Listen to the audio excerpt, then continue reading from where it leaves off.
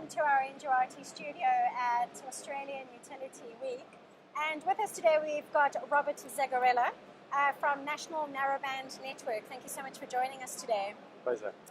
Now you're busy with quite an interesting and innovative project at the moment, installing the Narrowband Network LPAN technology in Australia.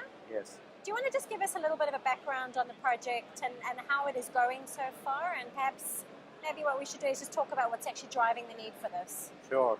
Yeah, what's driving the need is basically, well, most countries, particularly Australia, are very asset-intensive countries. There are a lot of assets out there in the field amongst many industries, energy, water, telecommunication, agriculture, and these are essentially passive assets.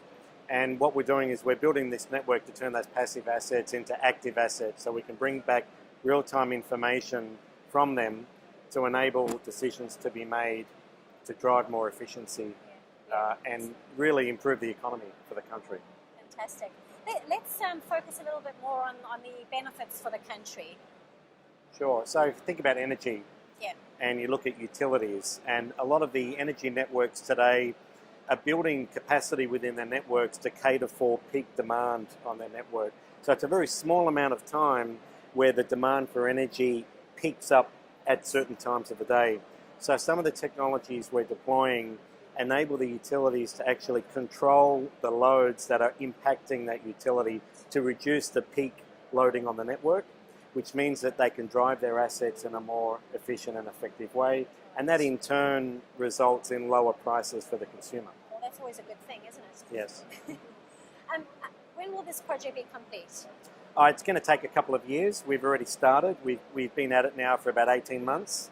And it's been more about building if you think about the infrastructure behind the network.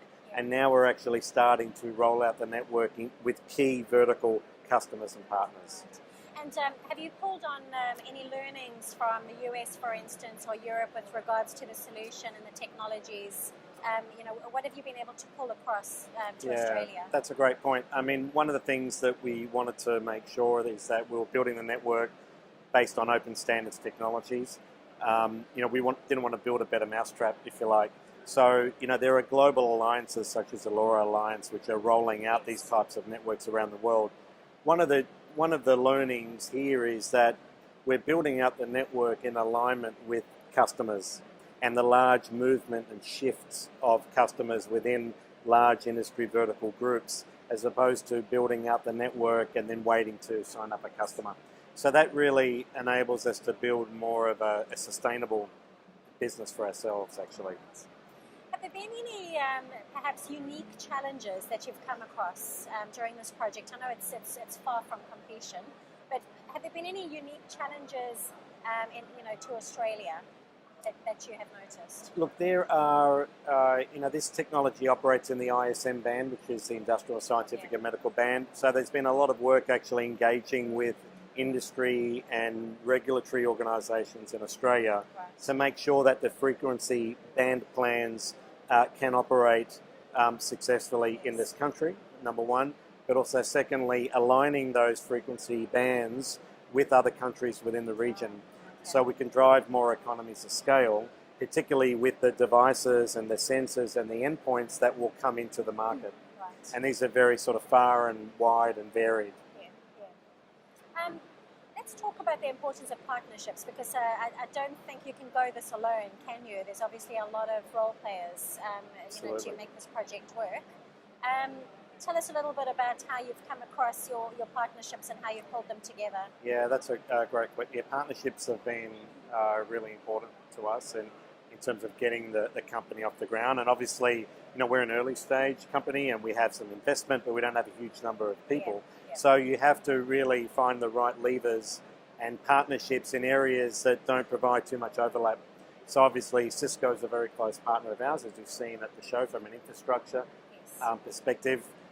We've worked very hard on that. We look at the other end of the scale. We look at devices need to be installed and managed and nurtured for. And we've developed a partnership with Hills Industries, who's one of the very well-known brands with a 70-year history here in Australia. So we've put a lot of time and effort into making sure that we're picking the right partners that are experts in their particular area, and together basically have a 1 + 1 = 4 sort of scenario. Well, it just gives you more of a holistic transformation, I'd imagine, when you've got all these different experts, different expertise all pulling together to create the solution at the end of the day. Just a more holistic view of the issue, is it not? Yes, I think that's one of the exciting things about an alliance, again, such as the LoRa Alliance, because we are one operator in Australia. Yes. There are many operators around the world that are doing very similar things, and it's a very nice sort of open and shared environment where we can really draw on the benefits and what went wrong in some of the other deployments around the world. Yes. We can bring in industry consultants that have exposure to many other operators around the world, and we can really learn from that. So that's been fantastic. Great. Where do you see the technology going within the next 5 to 10 years? I think the cost points are coming down. As the adoption increases, the cost will come down. There's more interoperability that will become apparent across various countries. So things like roaming is a big thing. Things like location and asset tracking. So essentially, having a global organisation being able to provide a sensor that can essentially be deployed in any country around the world and just be turned on and connect. Fantastic. And have its data sent to where it needs to go. Fantastic. What would your, this is basically my final question, what would be your advice, to providers out there and to the energy sector as a whole? What would your parting advice be? I think really keep your ears open and really try to really listen, learn and understand to the major shifts within the industries from a global perspective.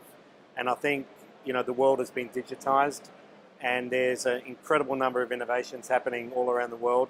So in your particular area or your particular pocket, just make sure that you don't adopt a closed approach, but an open approach, and really make sure that you're providing a value point that's in line with where the industry is going. Really about flexibility, yes. I suppose. Yeah. Well, thank you so much for your time, Robert. Really appreciate it. I hope you enjoy the rest of your visit at the event. Hope it's a successful one for you. My and pleasure. good luck with the project. And to our viewers, thank you so much for joining us at the NGRIT studio. Please do upload all the other videos